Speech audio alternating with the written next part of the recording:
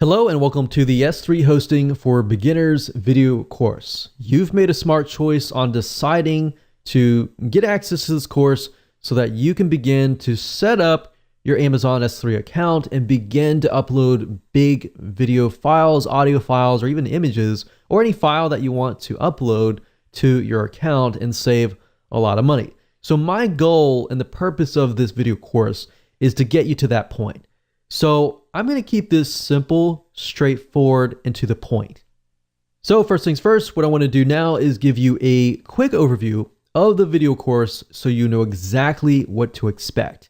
And that way you'll see the step-by-step process and you'll be able to implement it at a faster rate. So obviously this is video number 1, which is the introduction and quick overview. Video number 2, I'm going to talk about calculating your costs.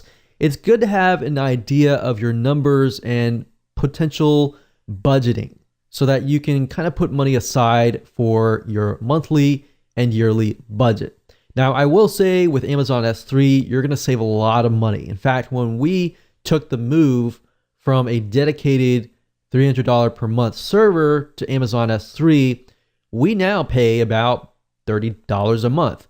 And we're utilizing a good amount of bandwidth, which you'll see more in video number 2, which is going to be an eye-opening experience.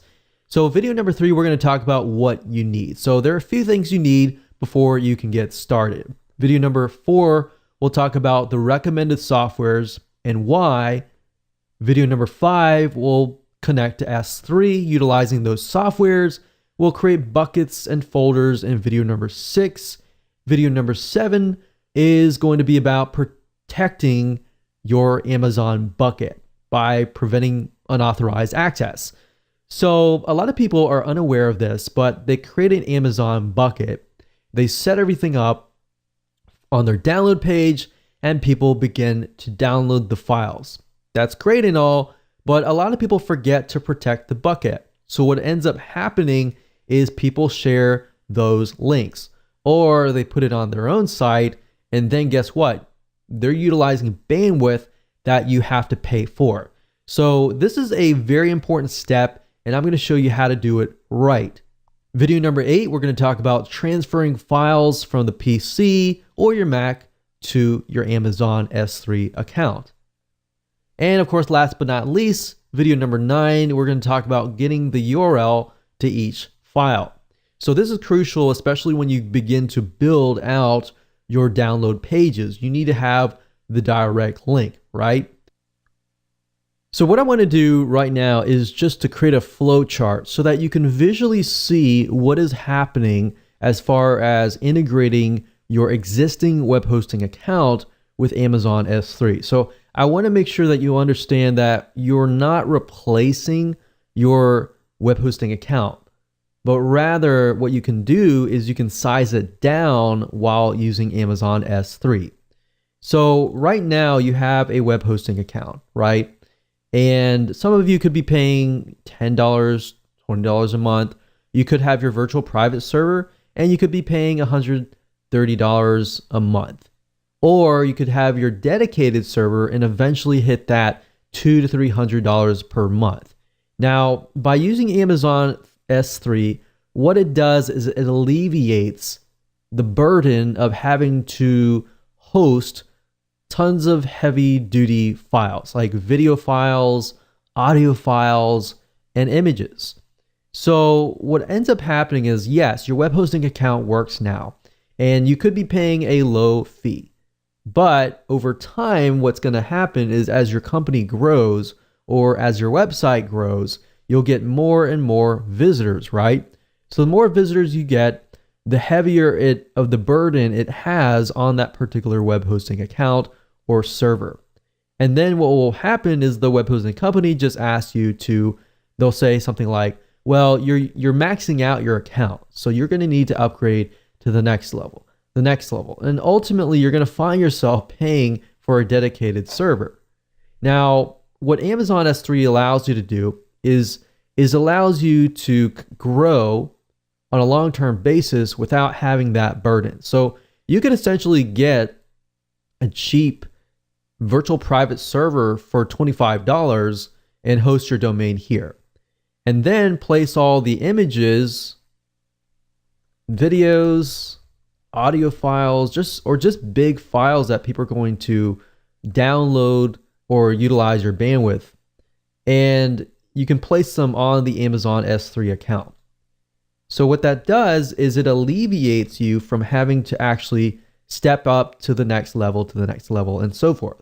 So actually what happened was we had a dedicated server and we actually moved down to a cheap $50 per month virtual private server. So now what we do is we use that as a virtual private server, meaning that what other people do does not impact our actual account. So now we have a cheap web hosting account and we link the images, the videos, the audio, and the big files over here. Because with Amazon, what's nice about this is you could have thousands of people per day accessing the Amazon S3 servers, and it's not going to phase them. It's not going to crash your account or anything. The people that are visiting here, they are going to just go to your basic yourdomain.com. They might be visiting your WordPress site, but all the images are and videos and everything are over here. Now, you could put the images here and just stick the big videos, audios, or big files over here. That's something that we did during product launches, for example, is we found that a spike of traffic can crash your whole server. But by placing, before Amazon S3 was available, we would place the images, videos, and audios and big files on a different server. And that's how we would combat this whole situation.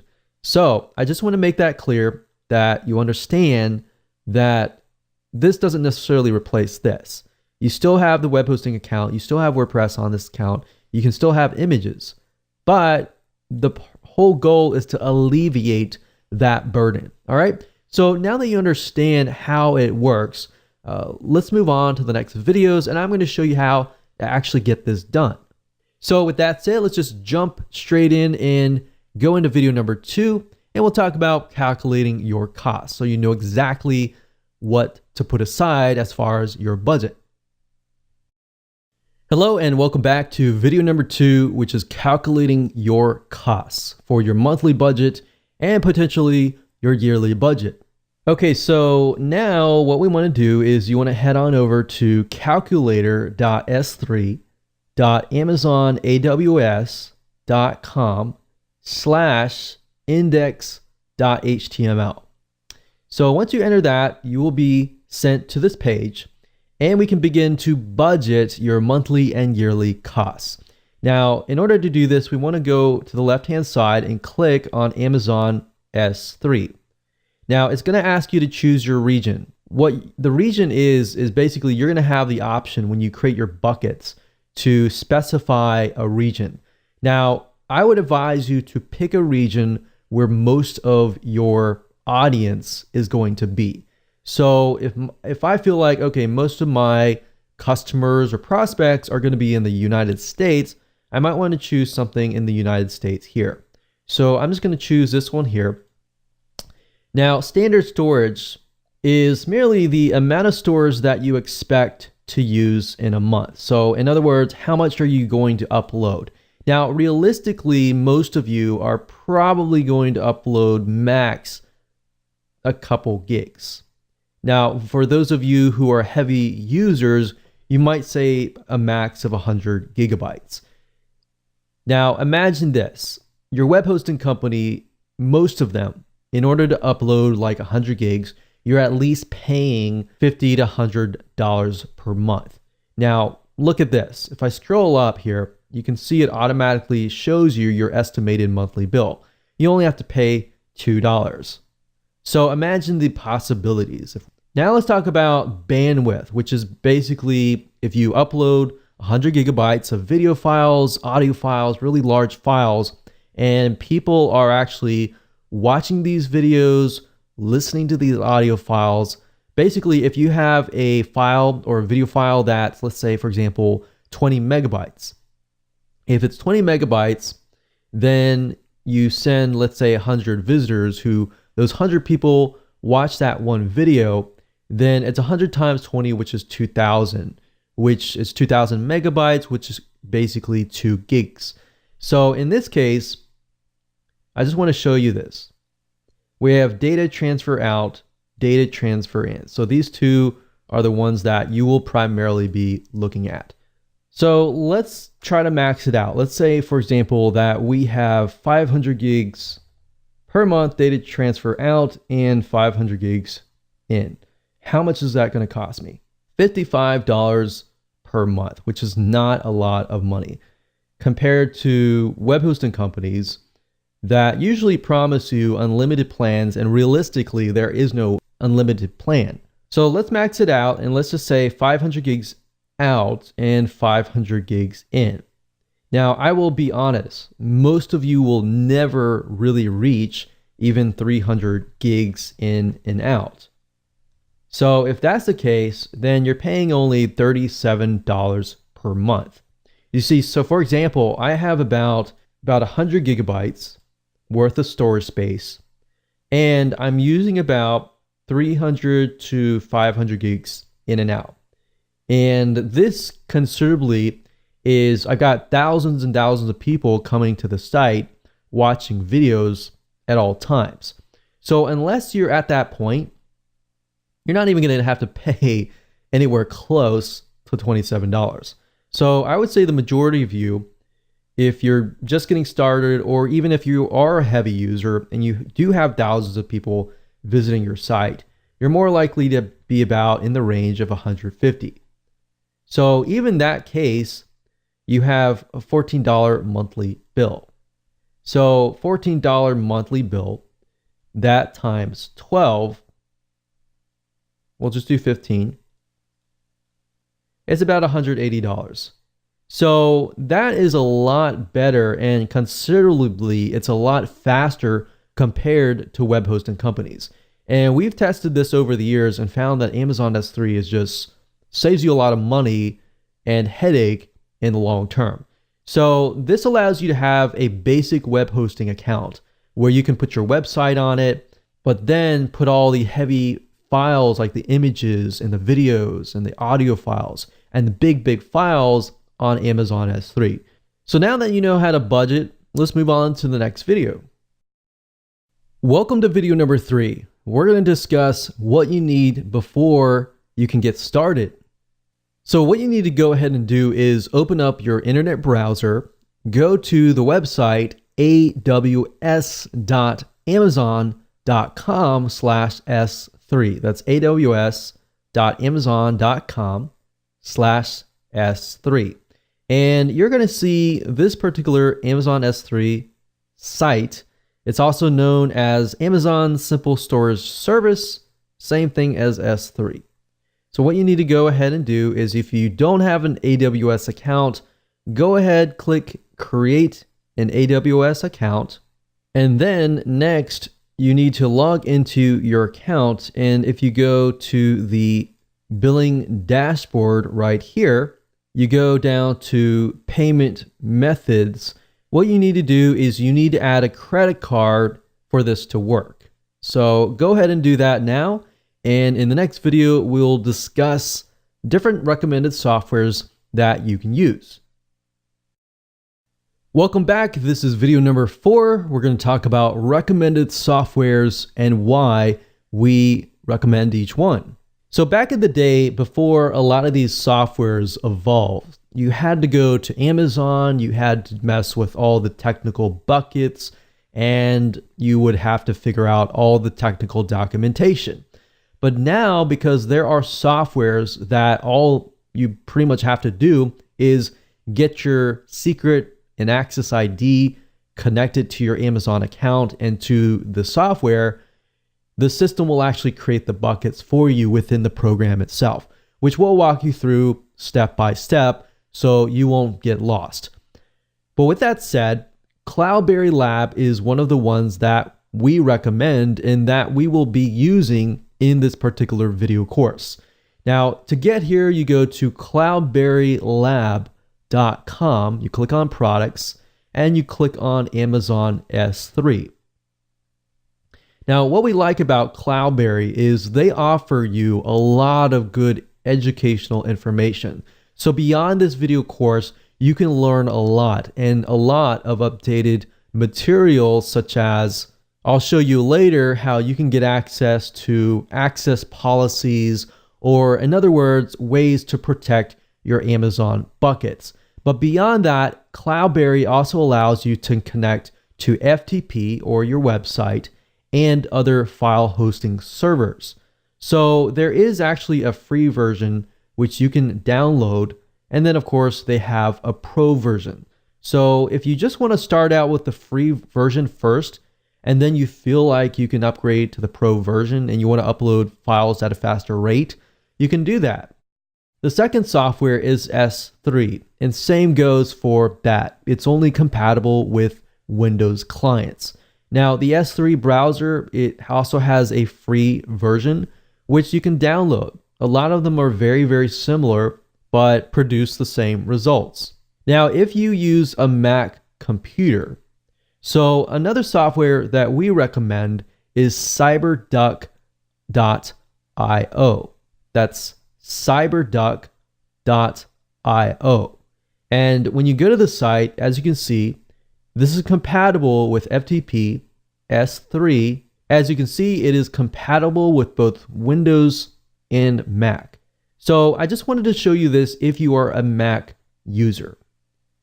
Now, another option that you can take is by using the S3 Fox, which is a plugin for Firefox. So to get here, basically search for S3 Fox Firefox plugin, and you'll go here.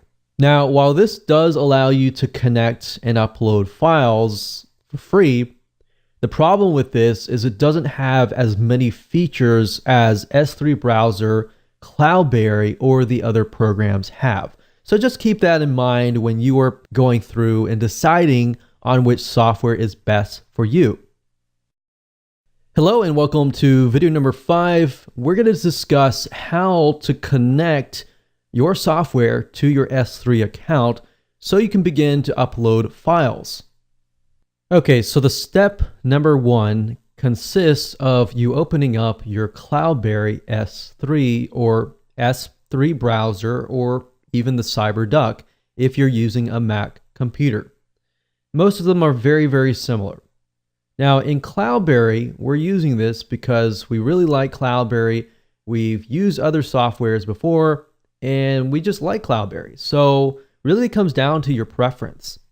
Now, they're all the same. Now with Cloudberry, what you can do is on the left-hand side, you're going to see source. So under source, it says my computer. So we click this drop-down menu and we click on new storage account. Now with Cloudberry, it gives you a ton of different options. Now you don't really need most of these options, but it gives you the option to connect to your website FTP. And what you can do is you can actually transfer files from your FTP or your website to Amazon S3. So that's a nice thing. If you want to transfer files from here to here or from your computer to Amazon S3, you have the option to do that. So what we need to do is we need to create an Amazon S3 storage account. So we click this, double click it. Now it's going to ask you for the display name, which is basically, it tells you what the account is, and that's just for you. Next, it's going to ask you to enter your access and secret keys. And these are two items that you can only get from your Amazon account. Now, the same with S3 Fox or S3 Browser or CyberDuck. They're all going to ask you for the access key and secret key. What's nice about this is once you get the key, it'll connect to the system and you don't need to worry about creating buckets within the Amazon S3 dashboard, which is something that you used to do. So you can do everything within the program itself. So now what I want to do is step 2 is to show you where to get these access and secret keys. Now, assuming that you have created the Amazon AWS account, what you need to do next is, after you have added your credit card, is up at the top, click on your account name and click on My Security credentials. So at this point, it's going to forward you to this particular page. It's going to say you're accessing the security credentials for your AWS account. So click continue. And then next, we need to go under this item here, access keys. And then of course, you're going to see create access key. Now keep in mind that you can only have 2 active access key IDs. You cannot have more. So if you need to make more inactive, you just click on make inactive. Once you click on create new access key, it'll create a brand new access key and it'll create those 2 keys that you need. So once you have those 2 keys, all you have to do is enter the access key in here, secret key in here, and that's it. And then you're good to go. Once you're done with that, you click on OK, and then you will have an account created within here. So now all you need to do is simply select that particular account, and that's all you have to do right now. Hello and welcome to video number 6, buckets and folders.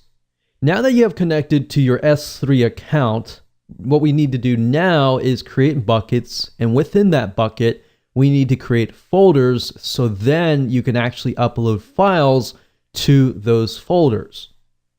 So starting where we left off in the previous video, then you should see a list of buckets underneath. Or if you've created a brand new account, then of course you will not have any buckets.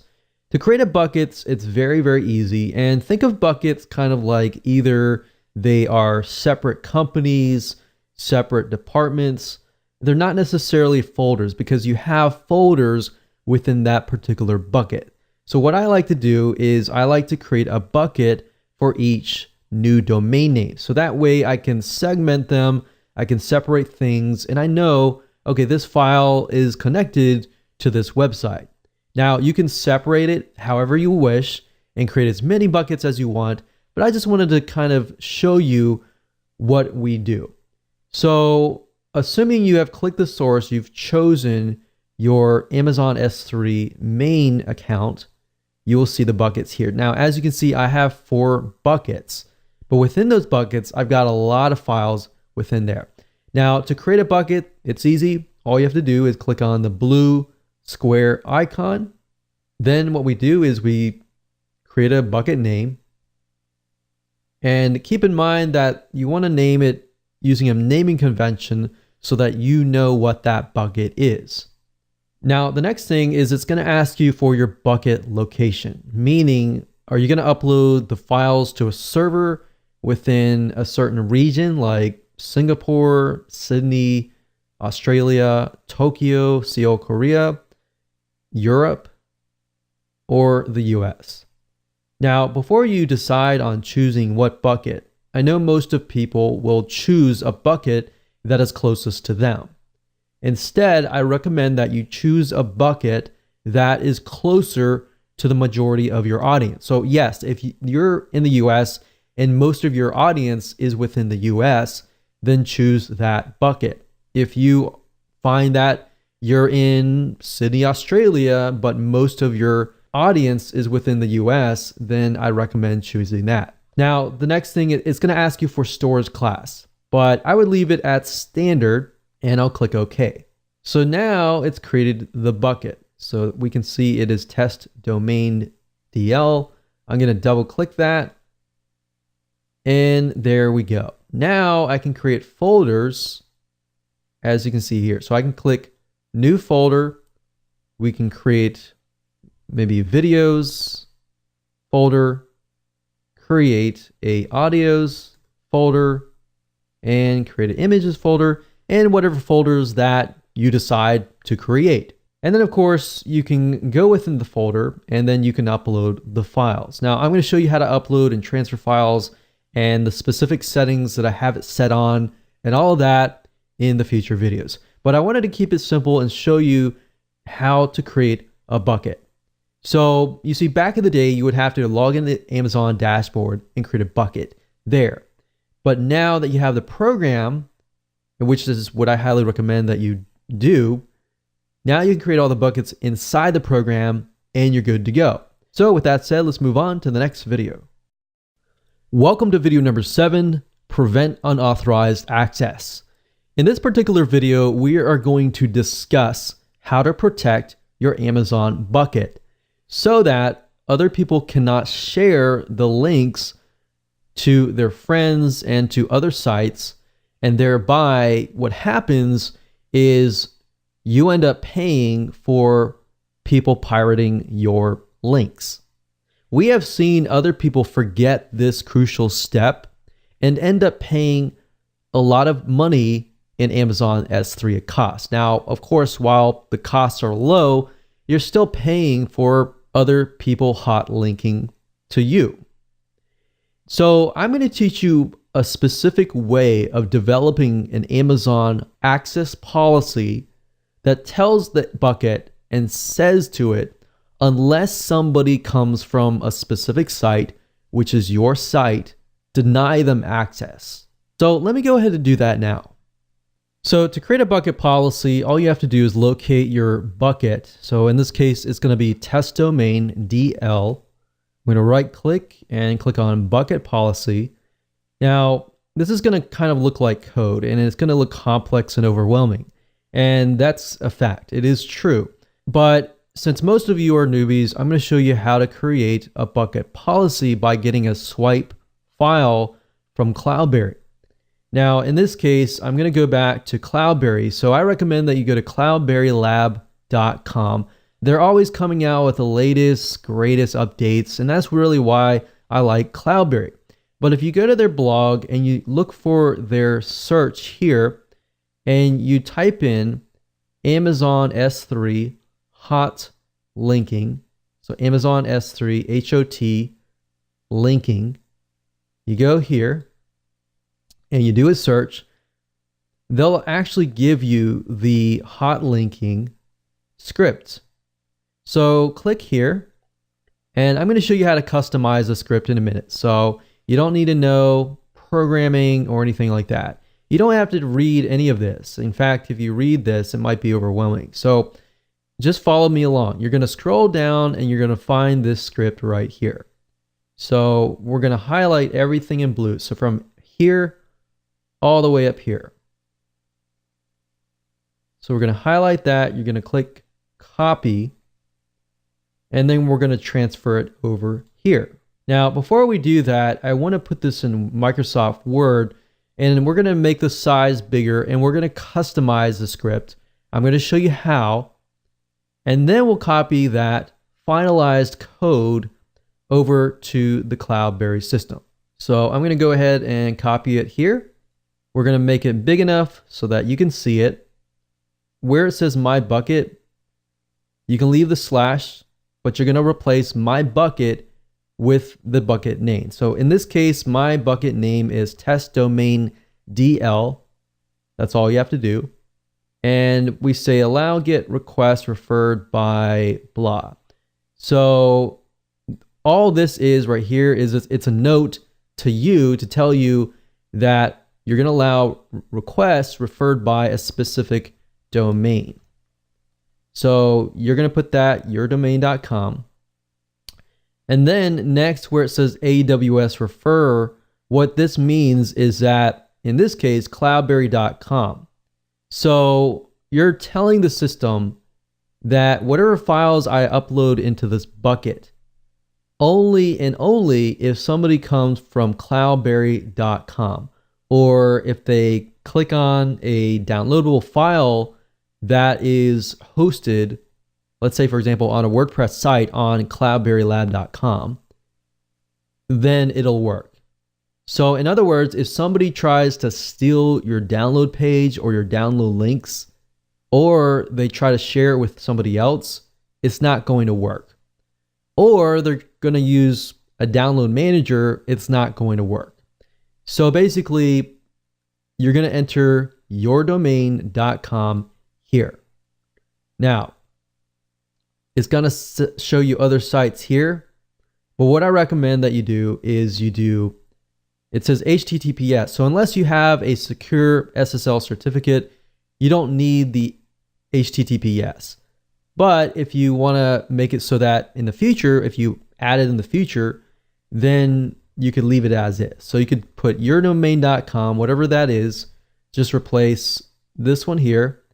So this one here is the regular HTTP without the www. So you could put yourdomain.com. So just a different variation of it. And then of course, you don't need this. Now, the comma is only here if you want to add new domains. So in other words, if you wanted to add, let's say, yourdomain.net, and then you want to add an additional one, you got to put a comma in between. Now, you just saw how it tried to underline it, right? So that's why we try to use Notepad. I wanted to use Microsoft Word because I wanted to show you how to do this. And then you put apostrophe and another apostrophe, and then you put whatever you need to put inside.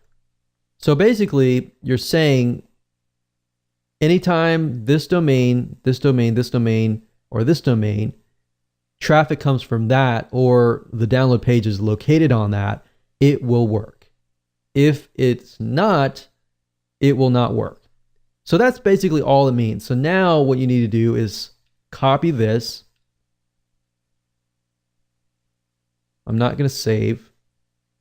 I'm actually going to copy it into Notepad because I want to remove any type of formatting. And this is where I normally edit as well. I normally do it in here. But once you're done with that, all we have to do is copy this into the policy script. So we can actually delete anything that's in here, and then we're going to paste that in here. We're going to click apply. And of course it says policy contains invalid domain. So I added real live domains and it works. So now I got to click OK, and that's it. And like I said, the newbie way, if you ever forget or you don't have access to Cloudberry whenever you're watching this video, simply go to google.com, look for an S3 bucket policy, make sure the word hot linking is in it, and you'll find a lot of ones here. And all you do is customize it, and you're good to go. Now that you have protected your Amazon bucket in video number 7, we're going to talk about in video number 8, how to transfer the files from your PC or Mac to your Amazon account. Now, before we transfer files to your Amazon S3 account, I want to show you some settings within the Cloudberry S3 Explorer program that I highly recommend. So if you go up at the top, you click on Tools, you click on Options, and what we want to do is we want to go straight to the Bandwidth tab. Now, this is something that we encountered, and this is something that you might want to tweak. And this allows you to control how much of your internet connection is being used to upload your files. Now, if it is set at unlimited, obviously it will try to upload as fast as it can.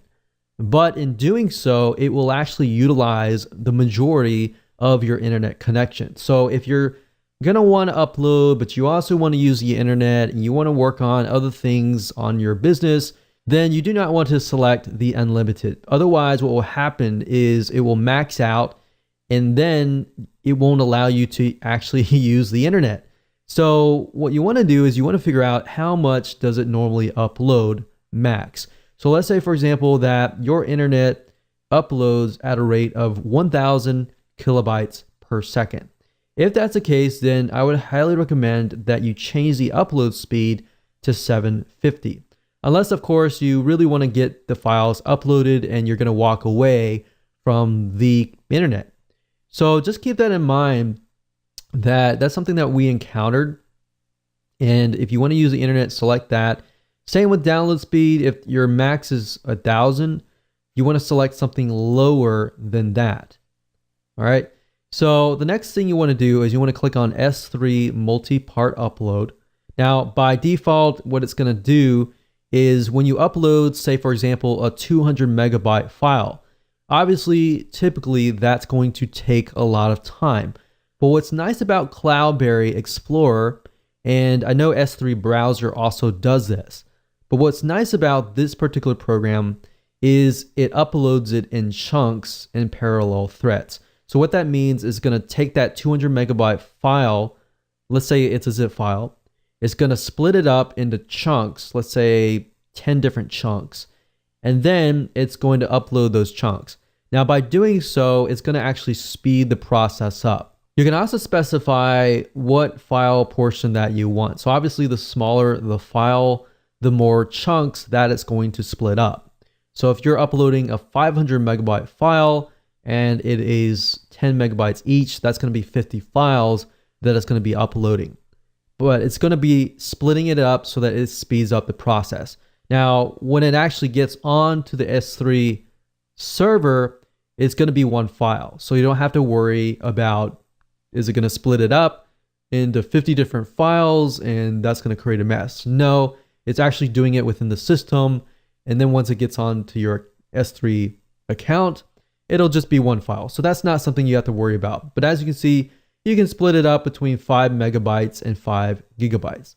So I would make sure that this is set. Click apply when you're ready. I'm not going to click that since I already have my settings set and we are good to go. Now we can upload the files. The left-hand side is going to be either your computer. So you're going to click on source and choose your computer. You're going to find the location of your files and that's going to be on the left-hand side. The right-hand side is going to be your Amazon S3 account. Now you can switch them. They can be over here and there, but I like to keep it on the left. And I think from the left, I'm going to move to the right. So as you can see here, we left it off where we did earlier. And this is my account. And I am under the test domain DL bucket. And we can see these particular folders. Now I've got an images folder. And these are images over here. And I'm going to transfer these files over to here. So you can either select them by select them individually, or if you want to highlight a certain amount, you can click the shift button and you can go from here to here. Or another thing is you can use the control or command key. You can select this one and let's say you only want this one and this one. So that's how to select the files. Now, of course, when you want to transfer them, you simply click left on your mouse and you click it. You don't let it go yet. You drag it over here and then you let it go. And then it says, do you really want to copy these files? Yes, I do. And as you can see, the process is being uploaded. So that's how fast this system is in uploading it. I'm using the multi-part upload option, and as you saw, within less than a second we uploaded all of these images. So that's how easy it is to upload from the left to the right. Now let's say, for example, that I want to transfer files from the actual S3 account back to my computer. By doing so, I can select a certain amount here and I can move it over here and then click yes. Now you can also change the source so that it is your website. So you could click here, you could choose your website. Obviously you need to configure all that, but you can select that so you can transfer files from your website directly to your Amazon bucket. So that's another option that you can take. Now, obviously there are other options within the Cloudberry system. I'm not going to go over them because you don't really need them for this purpose. In the next video, I'm going to show you how to get the URL to these files. So you're going to need the URL in order to link to them via your website. Welcome to video number 9, getting URLs to each file. Okay, so in the previous video, we showed you how to transfer files to your Amazon S3 account. Now I want to show you how to get the URL so that you can go into your WordPress site or your HTML site and you can link the images, or you can link to your zip files or your video files or whatever files that you might have just uploaded. To do so, it's super easy to do. All you have to do is inside of the folder that you just uploaded to in your Amazon S3 account, click on that, or you can click on a bunch at a time. You can do that as well. But once you have decided to click on those, you right click and then you go to web URL. So you click that and it's going to give you a list of all the URLs. Now you can just click copy to clipboard. And if I open it up in a notepad, let's say for example, I can paste them in here. So that's a nice thing about the Cloudberry is it allows you to select all the URLs at one given time. Now, another thing I can do is of course select the individual URL, click on web URL, and then copy to clipboard. Or I can open the link right here. But as you know, with the access policy that we created in the previous videos, this will not work because it'll only work if it detects if it is coming from a specific website. So I'm going to copy this to the clipboard. I'm going to go over here and I can just copy it here. And that's as simple and easy as it gets. You can take this URL, of course, you can go to your WordPress site, you can enter it into as a link. If it's a zip file, you can create a link, you create a download page using an HTML editor or WordPress, and that's how easy it is. So now that you understand how to create a bucket, how to connect everything, how to upload the files, from this point on, you're good to go. So again, congratulations for reaching the end of this video course.